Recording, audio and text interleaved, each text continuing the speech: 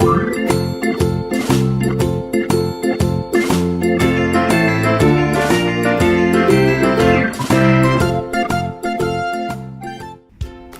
you like eating chocolate? Have you ever read this wonderful story, Charlie and the Chocolate Factory by Roald Dahl? This story is about a little boy named Charlie. He lived with his family in a little wooden house near a big town. The house was very, very small. Charlie's family was very poor. Charlie's father worked in a factory with little money.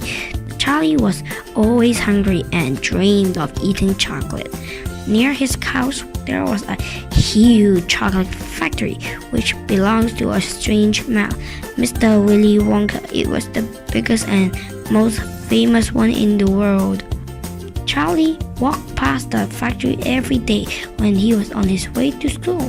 He walked very slowly so that he can smell the delicious chocolate smell. He wished he could visit the chocolate factory one day. There's one chance for the tour of the factory with Mr. Willy Wonka. 5 golden tickets was put inside a chocolate box. If Charlie found one, he would visit the chocolate factory. Augustus, who was a greedy boy, found the first ticket.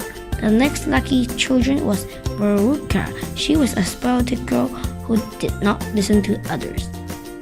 Violet found a third ticket. She started eating chocolate when she got a ticket. Another lucky boy, Mike, found a fourth ticket.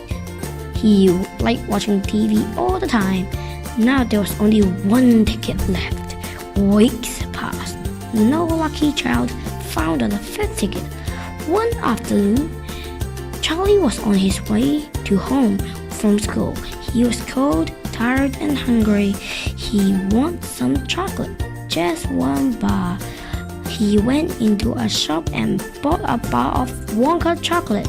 He quickly pulled off the paper and ate the chocolate. Did he get the fifth ticket?